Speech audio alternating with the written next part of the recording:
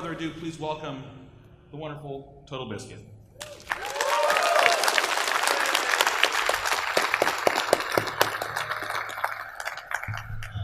Thank you for that wonderful introduction, much appreciated. Makes me sound far more important than I actually am.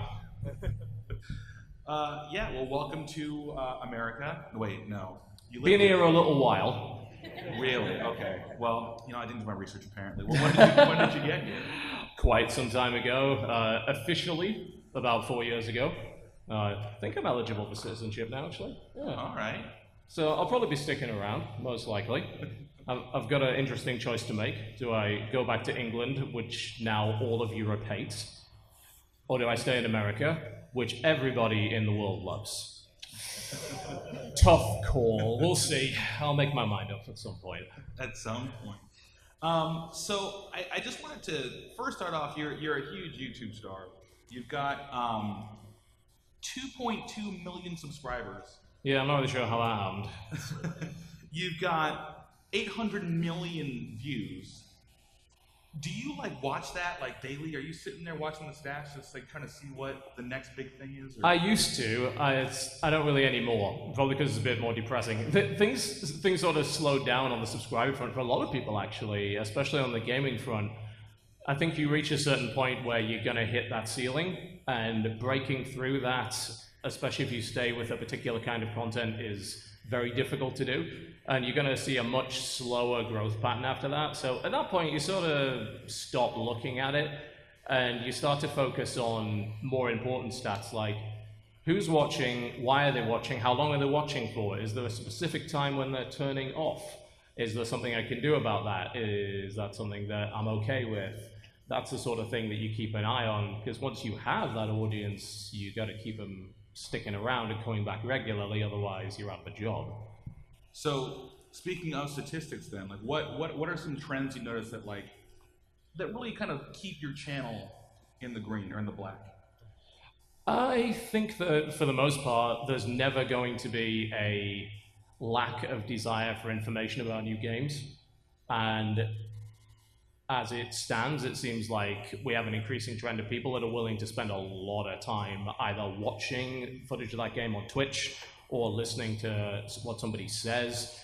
I think it's almost like an extension of podcast culture, but it's extended now to video, probably because it's a lot easier to watch video wherever you are now, whereas it used to be either extremely expensive or nigh impossible. You didn't have the, thank you very much, you didn't have the phone to do it, you didn't have a tablet with you or whatever. Even if you did, the network wasn't good enough, YouTube didn't support it very well. So now what people would have used to do, maybe load up a podcast on an MP3 player, they can on demand load up a long video on a phone, maybe even set it just to audio mode, put it in their pocket, listen to it whenever they want. So you still have that, you have a big demand on demand for long content, and we noticed that. We've been doing it for years. It's not a recent change for us.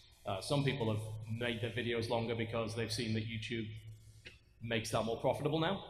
But we've been doing that for many years already. So, the trend on YouTube changed. We were sort of ahead of that, so we were out of fashion, and now I guess we're a little bit more in fashion, as much as you can be when you talk 90 minutes about one game. So you were really at the kind of the early days of YouTube, one of the folks who kind of, I guess, maybe not invented the Let's Play genre, but sort of set the standard. Definitely did not invent it. The guy that invented it will be watching on stream right now and looking very sternly at me if I said I did. His name is Slowbeef, great friend of ours. It was what was interesting was that it was Let's Play in general has been around for a while. And it was around before YouTube. YouTube used to be a very bad place to do long videos because you used to have a 10-minute time limit. So the places that they put it, most of them are out of business now, but they host the video somewhere completely differently. But I looked at that format and said, well, okay, this is a cool format. If you want to play through a game, you want to listen to somebody talking about it, but what if we didn't play through a whole game? What if we, instead of focusing on just saying, this is what's happening right now, it's like, well, is this any good? Can you take that format, can you mix it in with a more traditional game review, which at the time, most of them were written, and the ones that were video were like 2 minutes long, and do something a bit longer than that, because I watch a 2-minute video review and I come away maybe knowing the title I was like, well, I've learned nothing from this. If people want to watch a good chunk of gameplay and with a 2-minute, 3-minute review, you're cutting every 10 seconds. It's like, I don't even know what you're doing in this game, but as soon as you start doing something, you cut to the next clip, It's not ideal. People seem to like the raw stuff now because they want to know what something is before they drop $60 on it. That's fair. You keep our wallets very happy. Oh, we try. So, do you feel that you've kind of laid the groundwork for other folks to kind of come in your footsteps, and that you sort of set up this kind of, I wouldn't call it an empire, but an empire? No, I was going to say, empires generally fall, and the British Empire didn't do all that well later on, as I recall correctly, so I might stay away from that. But I've seen a change in general in some of the kind of content that's made when it comes to game opinion. I think before our channel, most of it was the very old school style of game review. By that, I'm talking about people like Nostalgia Critic, I'm talking about people like Angry Joe, Angry Video Game Nerd, as in, it was a longer format, but it was almost in place of sketch comedy, The idea of you deliver the information, but then you keep people interested so they don't doze off by throwing in a quick comedy bit or whatever. It was the sort of a kind of production that you can do in an amateur setting, but striving to be professional with a green screen, with multiple camera angles, a lot of editing.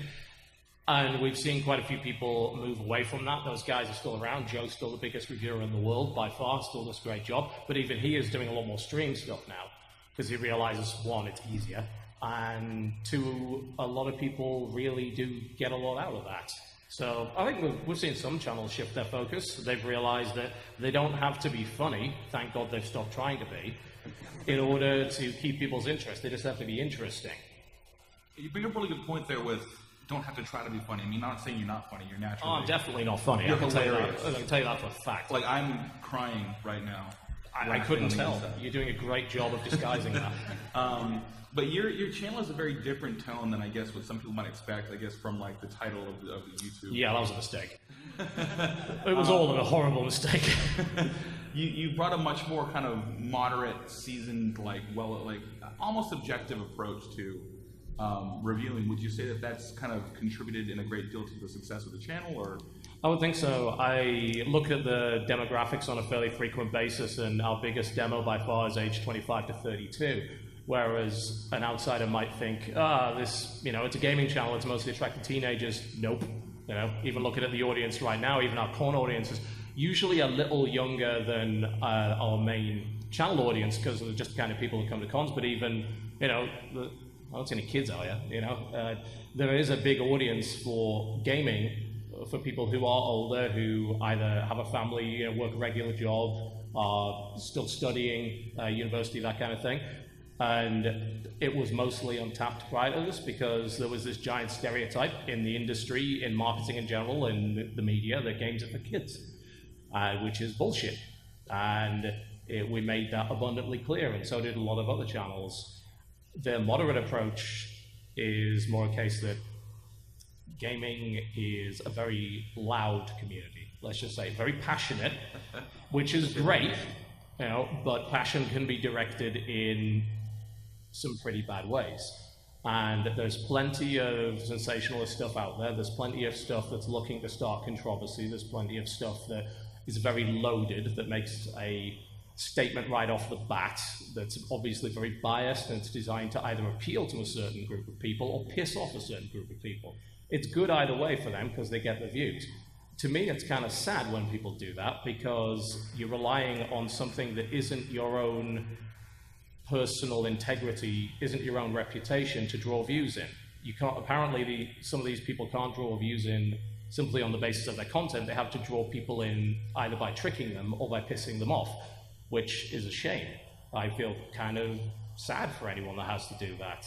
And I think there's a huge audience of people that just want somebody to talk to them about video games, not shout at them about video games. We've got quite enough angst in our lives already, right? Yeah. Most of us have more than enough angst in our lives. Speaking of just kind of like daily life, how do you kind of manage and balance the fact that you have a family and you have this sort of like, you're streaming, you're making content, you're doing reviews, you're playing these games, doing all this stuff, and you're still husband and father? Very poorly is probably the answer to that. It's a case of try to, and we fail at this constantly, both myself and the missus, because of course she runs the company, of trying to separate the two things. At some point, just trying to put everything down. It's very challenging because with gaming in particular, we've been gamers all of our lives. That was our hobby. It's what we do to relax. And yet it's also what we do to work. So separating the two is very difficult. Often we'll have maybe a game that we've said to ourselves, either we've already covered or we're just not going to cover it. It's like, this is over here. We're keeping this separate. Console gaming is a good way to do that. Persona 5 is my current game for I'm not covering this. This is mine. This is where I go away from my computer. I actually almost have played the whole game on Vita via remote play, not PS4, because my PS4 is in my office and my Vita isn't. So I take my Vita out of my office and I play there to make sure that I'm not connected to any of this nonsense. But we failed on more than one occasion to separate the two. It's a big challenge. And anyone that ever has to deal with that, especially if they're working with a member of their family, you have got to set that time aside. Try and put a hard stop in your schedule and say, at 5 o'clock or at 6 o'clock, I'm done with this. I'm getting up, I'm leaving my office, I'm closing the door, lights are off, I'm not going back in there, unless it's an emergency or I promise to myself I'm not going to work. I'm just going to go play something. It's a big challenge. Yeah. So speaking of Persona 5, anyone else playing up there right now? Persona 5, anybody? A couple hands. All right. Now this doesn't seem like the kind of place that would like Persona. Not this kind of guy. Very important question. There's no right answer. I don't know. Ask Sony. They don't know either, apparently. Bastards. Great little machine. And then it's like, well, we're going to charge $80 for a memory card. I'm like, oh, I wonder why that failed then. Idiots. Very important question. No right answer. Because you're not going to please everybody with your answer. Of course not. Who's the best girl in Persona 5? I haven't even met them all yet. I think, according to the game, I'm 68 hours in. I'm pretty sure 20 hours of those were on pause. And then another 5 hours were replaying the goddamn mementos because I forgot that you can't just stand there because the Reaper will get you otherwise and reset all your progress. I was watching Cry's stream. He was playing Yakuza 0. And it was very Cry will be happy there's at least one fan in the audience here. I'd say you'll see him smile, but you'll never see anything from his face. But he's a mystery man. He doesn't actually have a face. Don't know if you knew that. But I was watching his Yakuza 0 stream of him trying to manage a hostess club, and it was so damn entertaining. And I looked down at my Vita and I'm like, what's that? It's like the Reaper, HP, question mark. Oh, our progress down the drain immediately. Best girl, I don't know, they're all annoying me quite a bit right now. Boys and girls alike, actually. It's like, which of my party members do I not hate?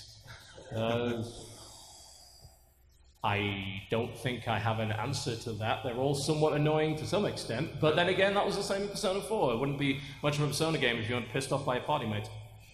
I just hate their cat. I'm not tired. Well, it's not like Teddy was any better.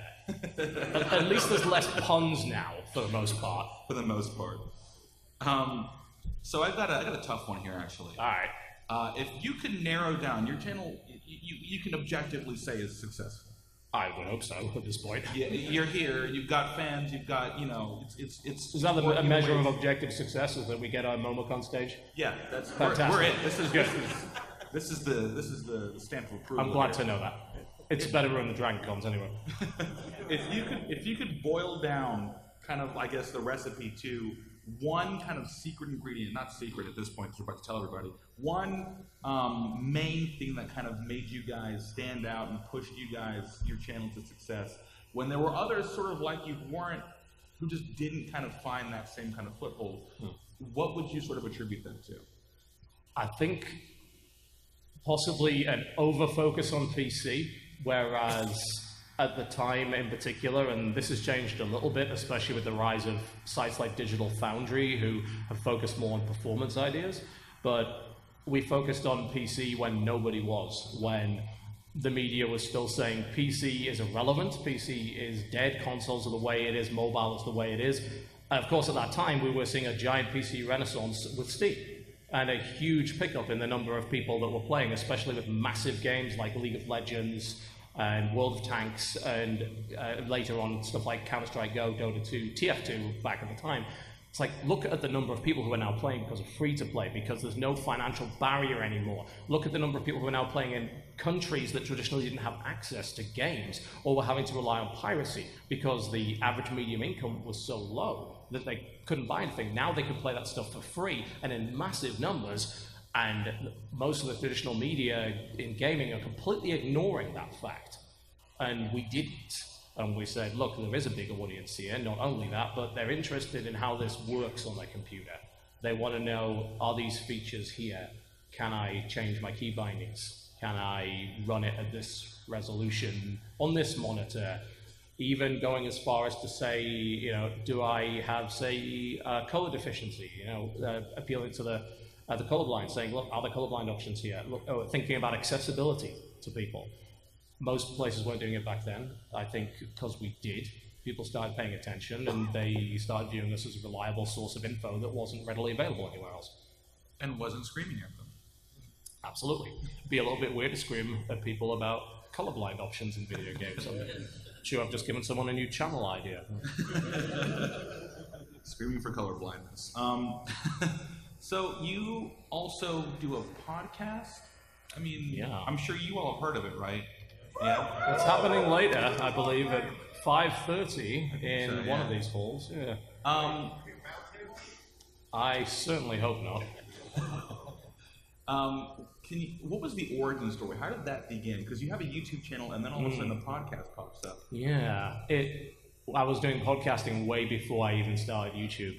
I was doing live streaming and podcasts in 2005 for World of Warcraft Radio, which is a real lady killer, by the way. And we had a staff of 30 volunteers. Never do that. You get 30 volunteer DJs all were vying for talk show slots with their own egos. Oh my. You learn a lot about people management in that environment, let me put it that way. And I was doing these it wasn't 3 hours, I think it was 2-hour talk shows every week just about World of Warcraft, and that was on one subject. And once I moved to YouTube, where you can actually make money instead of lose money, which is all WoW Radio did for 5 years, we thought, well, hang on a minute. Now that there's no length limit on videos, is there any reason at all why we can't take the podcast format, translate it into some kind of video now that the technology's there, and put it on YouTube and see how well that does? Because there's all these big podcasts on iTunes, but outside of getting a sponsor, they're not making any money. That platform's not a monetized platform. So I see these, and I meet these amazing, huge podcasters at places like DragonCon for these awesome shows that have been around for ages and are storied and have big audiences, and they're respected for a good reason. And they're talking about scraping money together on Patreon. I'm like, how did this happen? And it's just like, because you can't make any money on iTunes, but you can by default make money on YouTube. So we make video content on there. Let's just put some webcams in there. Let's provide some video content that people want to see, even if it's just our dumb faces. And let's just do a podcast on YouTube instead. Why not? And we did, and it ended up being extremely popular. And I think it's the biggest gaming podcast on YouTube now, as far as I'm aware, anyway. Round of applause for that one. Yeah, all right. I don't know how we kept people for 4 years because we're really bad at it, but I don't know, they stuck around. Grateful for that. So you've got a bunch of different kind of shows going on your channel at the same time. How do you kind of vet a new idea as it comes through the pipeline? So my wife has a rule on that, which is if I have a new idea, I'm going to kill an old one. Because I know what will happen. I'll come up with this new idea. Maybe I run it for a couple of episodes. I realize that I don't have the time for this, or I don't have the interest in it, or it doesn't even have legs. It's almost like you think through feasibility. You think, right, I've got a new idea. Will I still be able to make videos with this format in 3 years, and will it still be relevant? Because if the answer is no, well, you probably don't want to do it. We've never really been one for jumping on trends. There are some channels that have done well on that, but I've also then seen them die because they've overcommitted. Overwatch is a great example of that. Overwatch, of course, incredibly popular, awesome game. So a bunch of channels jumped on the Overwatch bandwagon because they knew there was money to be made there. and I'm seeing their numbers go down, down, down, down, down, down. Now, as interest in the games it's leveled out. It hasn't gone away. Everyone still loves Overwatch, it's still great. But games have a shelf life in terms of how ravenously people want to consume content for it, unless it's an esports game, which, you know, generally the competitive scene is very evergreen for that. So I've got to think to myself, right, okay, how's this going to work? How many games can I fit into this format that makes sense? Is there going to be like a new game that comes out every couple of weeks that's going to fit into it, and then implement it, see how it goes, come up with a better name, because our original name's always awful, come up with better branding, and then see if it sticks around. Honestly, most of them don't. They'll go away. We're still running our old formats because they're still the ones that people want to watch. Mostly co-optional and WTF are the ones people want to watch, and we've made some minor adaptations to that by doing videos that are just, all right, there's a topic, I'm going to talk about it for ages, just like 45 minutes, an hour, whatever. Just put it out there with that title. I still don't know why they work so well, but people like them, so. I think it's the dulcet tones of your voice and the accent. We talked about this prior to the show. You were asking me about where exactly do people listen from, and you were mentioning, oh, I bet the British accent is appealing to certain groups of people. I was like, well, it's surprising who it is appealing to and who it's not. It appeals to quite a lot of Americans. You know, our biggest single demographic is America, but German women between the ages of 25 to 49, for some reason, that's our single largest female demographic. And we don't have a very large female demographic. In fact, I'd say in this room, females are overrepresented compared to our actual channel, but... So next video is Guten Tag for you. Guten Tag, yeah. I'm going to all the German ladies. Ich habe eine Schnitzel. Was that like, do you know German too? Nein. That means no, but that was in German. See, that's a paradox. Nein, sprechen Sie Deutsch. Only a little bit. We studied it for a year in school because we're kind of forced to. I know a bit more French, but not much more. Forgot all of that stuff. So, we've talked about all these different styles of video you have on your channel. Was animation like? Absolutely not. How did that even happen? How did that end up? I'm interested to think about who started this trend, because I'm sure everyone in here has either watched our co-optional podcast animated, or has seen something like Game Grumps animated, or Markiplier animated, or something along those lines. I don't know who started it. I know it wasn't us. I know we were pretty early on the bandwagon of take a highlight from a podcast or a regular video and then animate the thing with over-exaggerated facial expressions. I'm pretty sure Game Grumps was probably pretty early in that. If they weren't the originator, they were definitely the one that solidified its popularity. We had it as part of Polaris when Polaris actually did things for a while. We just had a guy that he made an animation. He's called Sabertooth. He's a really talented dude.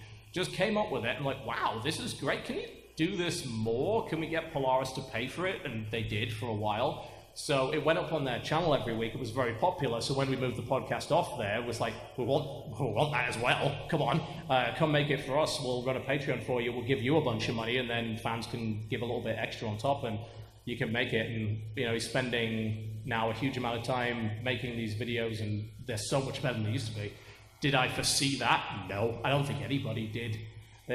YouTube was a venue for animation, original animation, for a long time. But it's become less of that lately, mostly because YouTube did a really stupid thing, and they don't value short videos very highly for ad revenue. I don't know why they decided to do that, but it screwed animators hard. This happened years ago. Thankfully, Patreon came along and saved the arse of most of them, so they're still able to do it. But we never foresaw it becoming part of our content. It was crazy that it happened. It's awesome that it happened. You look back at it and say, yeah, we have our own animated cartoon. It's like, that's ridiculous. Why do we have this? But people love it, so it's great. It's like a childhood dream. I am now a cartoon. Yeah. As if people didn't take me seriously enough already. Now I have a silly looking nose and face, more so than in real life. So you talked about Patreon. Another platform you guys have kind of found success on is Twitch. Yeah. And that, I feel like Twitch flipped the whole script for every YouTuber out there. It did. So how have you been able to leverage Twitch? It was an ideal venue for the podcast. We fell right into that because, of course, I was doing a live podcast in 2005. Twitch didn't exist then. Video live streaming, man. We tried to pioneer it. We went to BlizzCon in 2005. That was the first ever BlizzCon. And trust me, it was nothing like it is now. It was one hall. There was a little Warcraft 3 projection stage where Grubby was getting his ass handed to him by either Korean or Chinese player. I can't remember which. It's probably Moon. Usually is. They had a little stage for World of Warcraft PvP and a little panel stage. And that was about it. Also, they had this inflatable mountain that you had to climb. Why have I forgotten the name of the damn mountain? It's where Ragnaros chills. What is it? Blackrock. Thank you very much. Haven't played in a while. They had an inflatable climbable Blackrock mountain. They've never brought it back. I'm pretty sure someone got seriously hurt on it. But we went as WoW Radio and we said, can we provide video coverage? Not easily, no. But we paid for the servers and we did some very limited live stuff. But it was an easy translation for me to get podcast-like content onto Twitch. It made complete sense. Running a webcam show on Twitch is easy enough. You've got to deal with the problems of live production, and we have plenty of them. But people are tolerant of that, and they like the live environment and the community that it fosters in the chat. And because we deal with a lot of current games, current news topics, us being live, we've covered news that literally came out 5 minutes before. That's great. We can be completely on top of new developments. And outside of that, it became obvious that if I'm playing a game prior to doing it like WTF is or any kind of video, why don't I just stream some of that? Because I can get help from the people in the chat. They'll notice things I won't, and maybe we come across something that's helpful later on that we can then reference. So it was a really natural fit for us, but I think for most people it wasn't. I think they've had to really change the way that they make content and adapt to a new style, and it's not for everybody. Sitting there for 2-3 hours trying to be entertaining is tricky. And it's also quite a tempting platform to get so involved with your chat and so involved with things like donations and support that you lose sight of playing the game. That, you know, the reason you were there in the first place was not to ask for money. It was to entertain people. It was to play a game and to show a game front and center, because we're very privileged to be able to play somebody else's hard work for years, blither over it for a couple of hours and make probably more money than they do, which is horribly unfair. But we should at least respect that, you know? I've never thought about it in those terms. That kind of said. Oh, don't worry. A few indie devs have certainly mentioned it very vocally. One beginning with Phil and ending in fish, I believe. So do you do you relish the opportunity to be able to interact with the fans like directly when you're doing Twitch, or is it? For me, it's not a natural fit. I was always pretty reserved when it came to that sort of thing. I think because I used to, and I sometimes still make the joke, it doesn't work so well anymore because I've got the webcam show. It's like, I'll go face for radio. And I was behind a mic for so long, either doing WoW radio or doing student radio in Leicester when I was at university, which I attribute a lot of being able to speak in front of an audience and present to that experience. Like, anyone that gets the opportunity to do radio at your college, do it. You'll maybe get 3 listeners, but act like it's 3 million, and you can really learn some presentation skills, a little bit of production skill as well. The original studio for Demon FM was condemned because it was highly dangerous. It was a box on stilts, basically. It was a prefab building, the kind of thing that you'd send to, I don't know, a country that had just been rocked by an earthquake. They put it on this rusty iron structure, so you had to walk up these rickety stairs to get in there. There was no heating, it was freezing, it had 30-year-old equipment in it, and I broadcast at 1 a.m. to 3 a.m. every Friday night from that. That'll teach you how to produce in a hurry. You got nobody helping you. The equipment requires rituals to get it to work. You could have prayed to it. Oh, praise the Omnisire, apply the sacred oils. It's the only way you get that working. Indeed, always does. Incense is the solution to every technological problem in the Dark Millennium. But I think that helps a lot, but it also shuts you away from people. and you're presenting to an invisible audience and they can't see you on.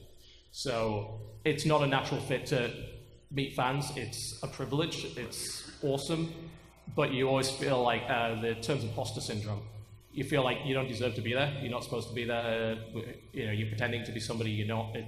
It can come across as very pretentious to even think that you deserve to be meeting people like that. So it's still something I'm a little bit uncomfortable with, but I relish the opportunity to do whenever I can. And eventually I just need to get over it. And he's humble. Just... It still counts being humble when you get audience applause. No. No, not you didn't ask for it. Fair enough. It was given freely. Was it manipulated? Yes. Did I draw you in? Yeah, no, it's with my eyes. It's the accent, I'm telling you. The awkward laugh.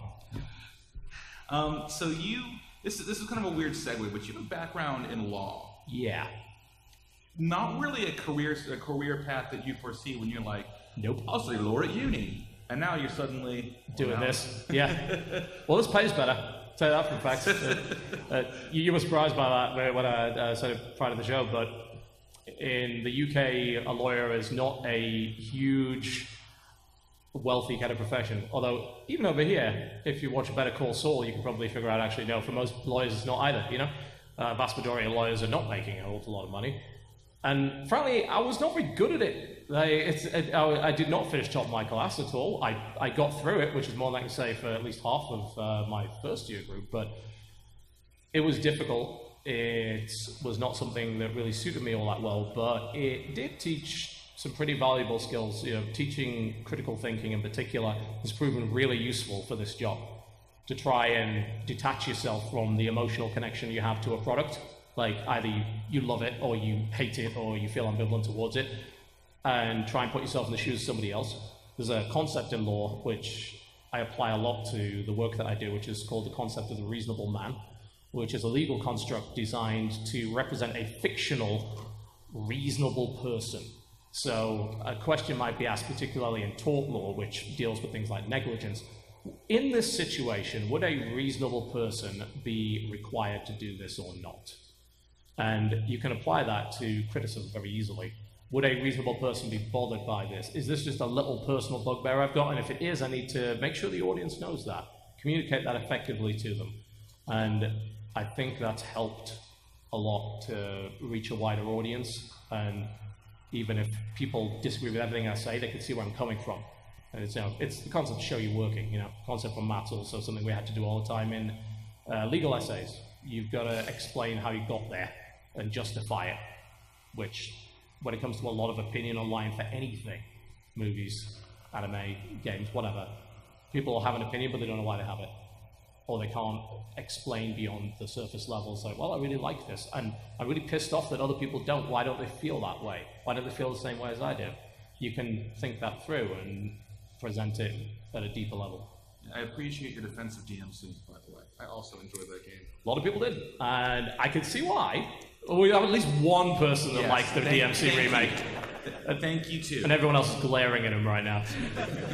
You know, that is a really difficult one, because you got to think, right, why did people really like Devil May Cry series up to this point, and what pissed them off about this remake? Well, you're changing the development house. People don't like that. You're changing the main character's look, which is at that point pretty much iconic. People definitely don't like that. And you're also altering the combat system. And through the series, you've acquired a bunch of hardcore fans that are very, very good at that combat system, and they can see the skill ceiling for that combat system is massive. They have a huge amount of creativity, and there are people that pursue this idea of being perfect at this. Then when you take that system and you make it simpler, then you don't give them that opportunity. So people react harshly to that.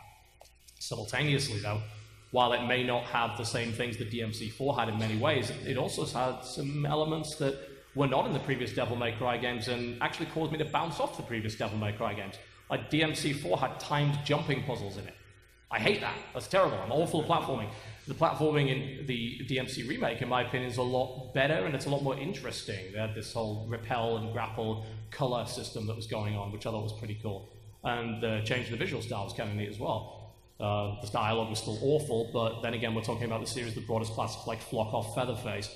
So I don't think the writing of DMC is something that you can hold up to a gold standard anyway. So I talk to a buddy of mine about this, and I say, you can like something that isn't good. Oh, totally. He, for example, loves Wild Wild West. Never defend its merits. Will never ever say it's a good movie, but he loves it. I love White Chicks. That movie's hysterical.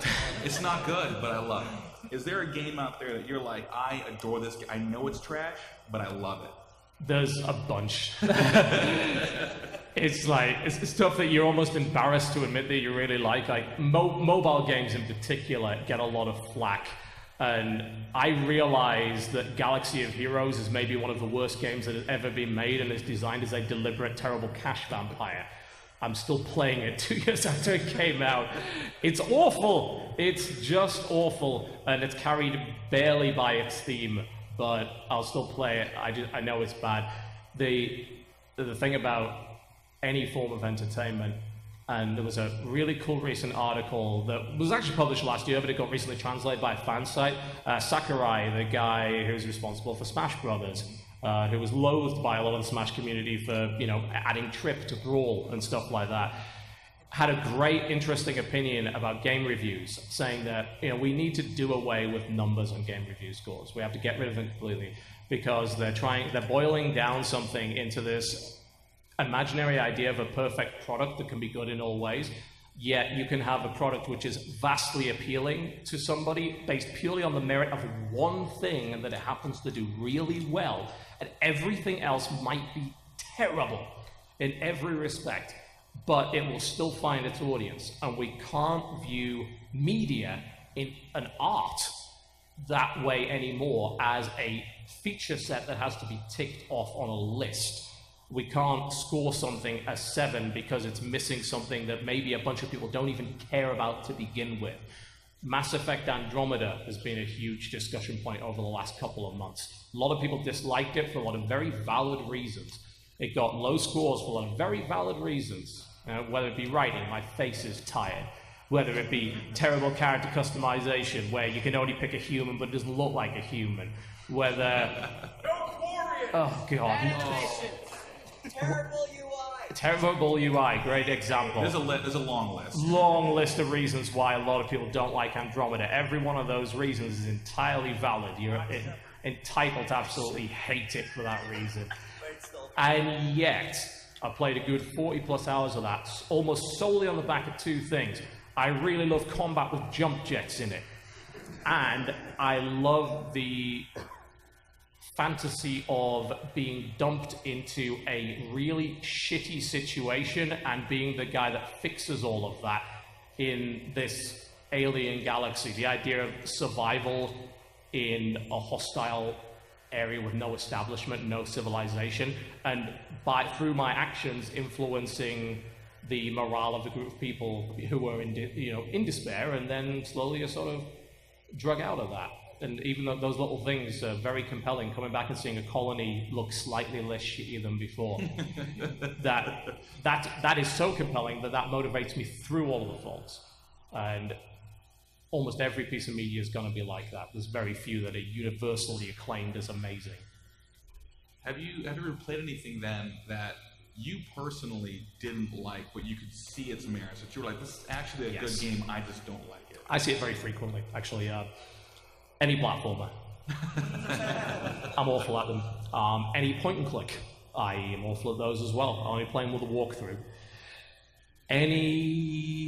Most racing games, pretty much any sports game. I think maybe the biggest clash of opinion that I've had over the last couple of years is not liking Rocket League. I'm not sure that's allowed, and the quiet but polite grumbling in the crowd makes it very clear that no, that was a bad idea. Never struck with me, but I can absolutely see why people love it. The ability to appreciate something for what it is, yet not personally like it, and not condemn it on the basis of your sole personal preference is, I think, vital for this job. And anybody that can't do it is going to find a limited audience of only people that align exactly with their way of thinking. And that can result in some pretty extreme people. I think we've had a nice kind of back and forth up here. Would you say it's been good? But you're all here to ask questions too, I'm sure, right? There's at least some are. Most here for the AC, I think. Yeah, it is awfully cool in here. Anybody who wants to ask questions, we have 2 microphones at the front here. Just queue up behind them. So I used queue. I use that for you. If you queue behind those microphones, we'll go back and forth. Do you want to pick a side to start on? I never pick sides, you know that. Go for it, you choose. We're gonna go Paragon first, and then we'll go Renegade. Oh, that's the cooler side now. We're gonna have an imbalance. Oh. It's whatever you feel is cooler. See, it's kind of neutral. Absolutely, own personal preference. What do you got? All right. So one of my biggest inspirations, I'm going into game design, and one of my biggest inspirations is the late Satoru Iwata. One thing that he always said that always stuck with me is, there's one thing that a game should always be: fun for everyone. What are your thoughts on that? To even disagree with anything that guy said, considering he's achieved more in his life, and rest in peace, than anybody in this industry, I think, and probably ever will again. You know, he's an icon legend for that reason. I do disagree on that on the basis that I don't think a game has to be fun. I think a game has to be compelling. Fun is one of the major reasons why a game is often compelling for most people. But there are some games that are not traditionally fun and yet have found a great audience. Firewatch, Gone Home, Brothers: A Tale of Two Sons, Inside, really anything that's made you feel something that wasn't, this is really enjoyable. Dwarf Fortress will never be defined as fun. Oh, God. But you felt something from it. If you look at any other medium, any other artistic medium, does everything have to be fun in that medium? Hell no, it does not. Look at film, look at books, look at anime, look at anything. But what it has to do is induce some sort of feeling within the audience. It could be sadness, it could be joy, it could be extremely funny, it could be, it could make you simply reflect on everything that's been said. Games are an incredibly powerful medium that can do all of those things and more besides. And as long as a game is compelling on one front or another to its audience, it has achieved its goal. It does not have to be fun, but it must engage. Thank you. Thank you. Renegade. Thankfully, this has nothing to do with my question, but as a fan, it's frustrating to see others look at you as anything but a man providing a service that you're passionate about. Thank you, I appreciate that. I just want to say I appreciate your integrity on the most part, and what you do. I appreciate it. Thank you, that means a lot. With the announcement of Monster Hunter on the Switch, that's very recent, what aspects of Monster Hunter do you feel Western games could benefit from? Oh, that's a cool one. Well, I think that we've seen the influence of Monster Hunter already alongside Dark Souls as well. I think, honestly, that it's been an interesting parallel because people have viewed Dark Souls as incredibly influential on game design, and we're certainly seeing that either with Souls-like games like The Surge or with mechanics and the principle and concept of difficulty and deliberate, slow progress being added into a lot of other different genres. But I think Monster Hunter's been doing a lot of that as well, kind of in the background, just quietly chugging away at that, because a lot of those principles are very similar. So I think that in that respect, we see Western games looking at Monster Hunter and looking at the idea of a very hard game that people play a lot of, the idea of a huge audience that wants to pursue a big challenge and bring it down with friends. Think about how popular WoW raiding has been for the last 10 years. The principles behind that and Monster Hunter, monster raids with 3 or 4 of your friends are exactly the same. I think that we're seeing a lot of that in more multiplayer co-op games going forward. Particularly, developers are realizing that co-op is not just an excuse. You can't just throw 3 more people in it and say, our game's better now. Yeah, everything's better with friends. We get that. That doesn't make a game good. Yeah. But a game like Monster Hunter was designed from the ground up to be a good co-op experience where players complement each other and roll, and the camaraderie of taking down a big, unstoppable beast with your friends is something that is very hard to match. I think we're going to see a lot more of that in Western co-op gaming going forward. And that game on Switch, particularly with the way Switch is going, is probably going to be a big breakout in the West as well, more so than the 3DS versions have been. Absolutely agree. Thank you so much. Thank you. Hi. Hey, what do you think of the HD remake of Brood War, and do you think it'll like re-spark competitive Brood War? I think that it's going to help the Korean scene a lot, because, spoiler alert for anybody that doesn't know, Korea actually doesn't like StarCraft 2. Everyone seems to have this idea that, yeah, StarCraft 2, it's the mecca. It is only the mecca because that's where the big tournament is, and that's where the studio is.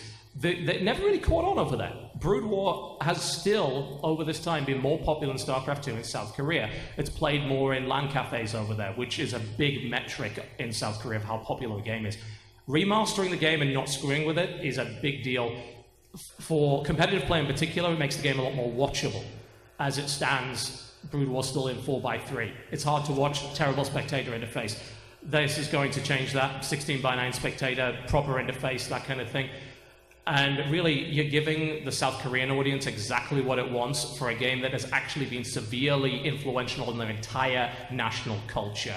There is barely anything like that in the history of gaming. So bringing that back with a fresh coat of paint is great for that. Do I think it's going to spark the Western competitive scene? I don't. I think that game is way too hard, and I think that anybody that claims that it's not, and that they're really going to get back into Brood War in a major competitive way, unless your name is Idra or White Ra, it's probably not going to happen. We're going to see a brief uptick, and then the Westerners are rapidly going to realize that Koreans are white dudes. So, thank you. Awesome, thank you. Hey. Hi. So if I'm looking for some other voices out there, people that are talking critically about games and the industry, you know, people that have integrity and are authentic and have great insight, who are some smaller voices that you admire or look up to or recommend that we may not be tuning into already? Recommending my competition, hey. So there's some guys we've had on the podcast, and indeed, who are going to be showing up in the Co-optional Lounge tomorrow. There's a guy in particular who is a Atlanta native. His name is Super Bunny Hop George Weedman. Who evidently is well liked. He's going to be playing Snake Oil and Super Fight with us tomorrow in the lounge, so do come to that. It's going to be fun. I always watch his stuff. I find his perspectives to be very interesting, even if I don't necessarily agree all the time. He's very good at justifying his opinion, and he'll spend as long as it takes to do it, which is great. Other channels that I watch, Game Maker's Toolkit is great for learning about design as well as coding, concepts that I'm not so familiar with. I watch Digital Foundry because they know a lot more shit about technical stuff than I do, so they'll provide a lot of great information there. Critically, I'll watch basically anything that pops up on social media about a certain topic. I'll give it a shot and see what it's like, and some I'll stick to. I'll watch MomoCon's stuff. He's got a very thoughtful perspective on a lot of things. It's actually very, very similar to mine in many ways. His video on Doom, I could have made that. He really nailed that. He was talking a lot about the way that consumer culture favors anti-consumer behavior, such as pre-ordering and things like that, and punishing review embargoes. So he had some great opinions. But I'll sit down and listen to anybody once. There's definitely people I've bounced off, and I won't obviously name their names. A lot of people have tried to get into this because if you can really strike gold with it, especially on something that's a hot topic. I really like people that just create videos on things that they're passionate about and have a good understanding about, regardless of whether or not it's the in thing to do it. Thanks. Thank you. Hi. All right. My question is regarding Steam and dissolving Green Knight. Now I know about like last month or so, you and Jim Sterling and one other person I can't remember off the top of my head. Y'all went to Valve, y'all paid a visit and talked about getting in a new system. Sure. Now, when this system comes up, like, would you possibly be doing any collabs, like with possibly Jim Sterling, or like if you get called back to Valve and like if they requested, like, say your advice or anything, because you know there's a lot of shit flowing through Green Light right now. There's still people trying to get other stuff on Green Light. But would you be possibly like interested in doing maybe a collab with Jim Sterling or anything like that? I think it's highly likely it'll happen. We've done roundtable stuff before on certain topics. We like to bring in expert opinion. We brought guys like Gopher in to talk about modding. We brought in indie devs to talk about Steam Direct in particular. Lars Doucette, guy behind Fortress of Doors that made Defender's Quest, is a stats monster. And he looks at all of these trends and he provides really great insight. The guy behind Steam Spy has a lot of great insight into that. I think once Direct launches and once a lot of these new features are implemented into Steam, it's very likely we'll be sitting down with indie devs, with people like Jim Sterling, who are used to looking at the absolute crap that comes through Greenlight, you know, wading into the sewer that is that stuff.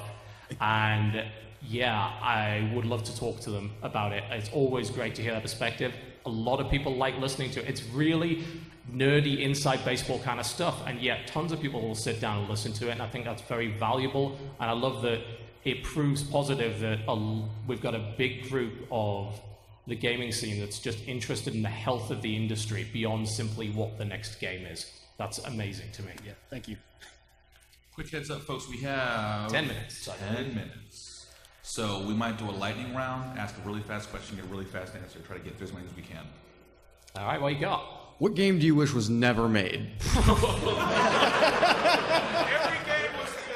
Oh my lord, one particularly. God, that is hard. Something that has sparked an awful genre, Farmville.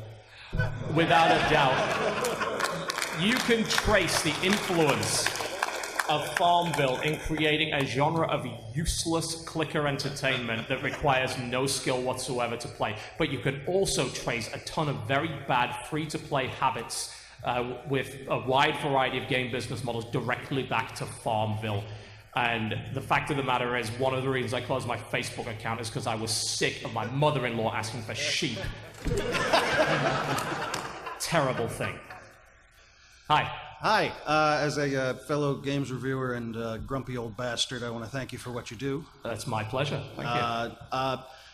Your son comes up to you and tells you he wants to also do a YouTube channel. Are you thrilled or terrified? Terrified, because he did that 6 months ago. I wasn't exactly surprised, honestly. You know, he plays a lot on Steam now. He plays a lot of Garry's Mod with his friends, which obviously has voice over IP and is a very creative game. And needless to say, there's a lot of Garry's Mod videos on YouTube, a thriving mod scene. So of course he wants to make something with it. He even created a presentation for his school using Garry's Mod as a machinima tool, which, I mean, it looked terrible, but but kudos to him for actually doing it, you know? It's terrifying because I've seen exactly what it does to people. I have said this on social media before, and I'll say it again, that most of the people I know in this industry are currently in therapy or have been in therapy at some point or need to be. It's rough. It's a very front-facing public relations job. You're interacting directly with a comment section of people that like to yell at you, of people that like to post terrible things, of people whose opinions are not nuanced and are aggressive if you don't happen to exactly agree with them, which I'm sure you have experienced, as has anyone that's created anything ever. You've made anything creative of any sort, you've probably encountered somebody who's hated it and hated you for it.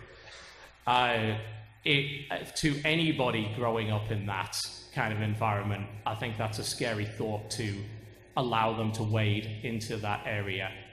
You can't stop them, though. If they're passionate about it, they're going to do it eventually. The best thing to do is try and prepare them, and I wouldn't even say train, because you can't, you know, this is something that even adults can't do. Try and separate your emotional well-being from the thing that you made.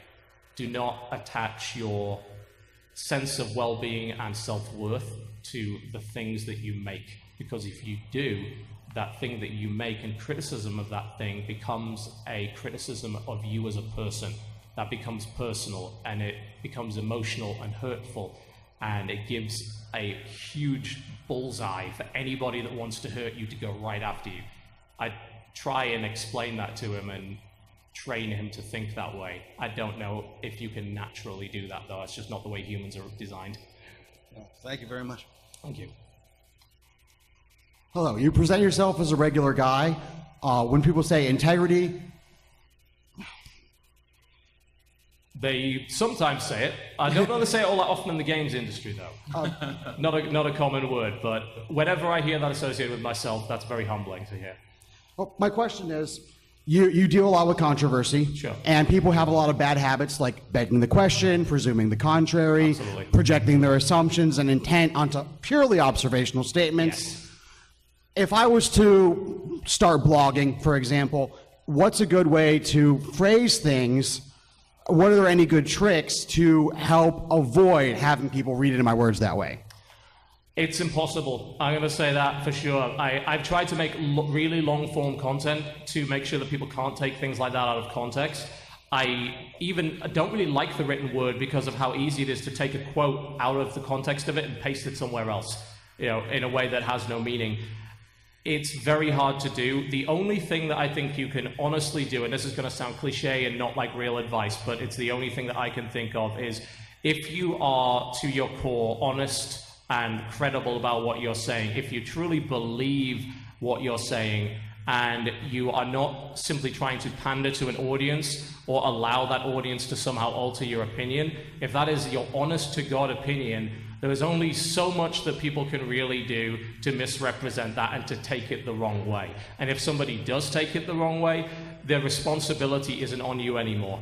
That has nothing to do with you. That is the death of the author in action. You've got to let go of the control of that.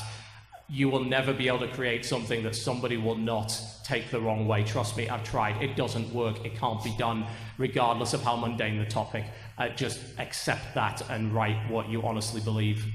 Thank you. Humility, integrity, professionalism, and intellectualism, all of which I praise you for, should be easy individually. They're hard together. You make it look easy. You inspire me to try hard and be better every day. Thank you. That's very humbling to hear. Thank you. Hey, we have 5 minutes left, so we're going to keep things a little bit quick. I just want to make sure we get everybody's question in if we can. Thank you. What you got? All right, before I ask, thank you for getting me back into the first-person shooter genre. I kind of fell off the wagon for a couple decades there. Thank Doom and Wolfenstein for being great for that. Yeah, Wolfenstein, Shadow Warrior, Doom 2016. Thank you for all three. Anyway, my question is there anything that you've ever reviewed or done on your channel that maybe a couple years later you look back and said, I was a little too positive or negative on that one? Yeah, it's very interesting to see that when I go back to a sequel. If I have a sequel, I'll go back and see, did I do the previous game? And often I'll listen back to them like, really? I thought that? A lot of it's just down to like presentation styles kind of changed over time and my priorities have changed over time. So it's less a case of saying maybe I was too positive or too negative. I genuinely thought that at the time, but my priorities have changed through simply my tastes or through personal and real life stuff that's been happening to me. So I think I've never really gone back and said I messed up in that respect, but I have gone back and said I don't think this way anymore. This was a product of the time. Take it as 2013's me, not 2017's me. Thank you. Thank you. We have time for about 2 more questions, folks. And just real quick before you go, there will be another panel. It's in about half an hour, right? Sorry, co-optional? Yes. Yeah, co-optional. Co-optional podcast, 5:30, I believe? Yeah, tonight at 5:30, and then you're doing a signing at 7. Yeah, it's pretty much directly after that. In the same room. Yeah, so we'll be doing that for an hour, So if you yeah. get your question answered right now, you can go ask your question when you get an autograph. All right, let's do it quick. What you got? Okay, so with the recent ports of Vanquish and Bayonetta to PC, are there any other Platinum games you want to see ported? All of them.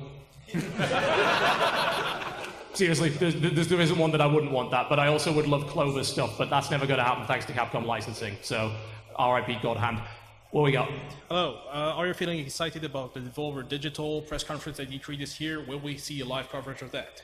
They've asked me to snark over it, because that's Devolver for you in a nutshell, and they know exactly what to expect. If I say that I'm looking forward to it, they will probably ask me to put that on a box quote somewhere or plaster it all over their social media accounts. So I'm not going to give them the satisfaction. They know what they're doing. We'll very quickly do those last 2.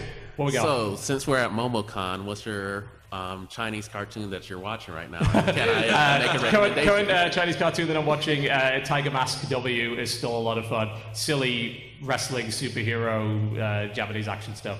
And an actual Chinese, very quickly, an actual Chinese cartoon that just came out, King's Avatar. Really good. Show's kind of trash, but the web novel is hot. Show's kind of trash. Sounds like anime. Last one. If you had a choice between good sound options or good video options, but the other one being lousy, which one would you prefer? Good video. There's so much more that can be changed there. At least you can mute sound and not lose too much and put on your FUBAR playlist. You can't mute your eyes. Thank you very much.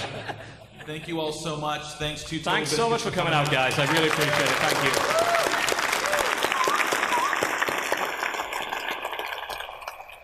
Commercial Podcast 5:30 in which room is that? It's not this one. A412, right? A412. Thank you. Myself, Jesse Dodger, signing session directly after that. Co-optional Lounge tomorrow in Main Theatre room, I believe. Yeah, 1:30, I think. Hope I'm right on that one. Thanks a lot, guys. Thanks a lot for coming out. Really appreciate it.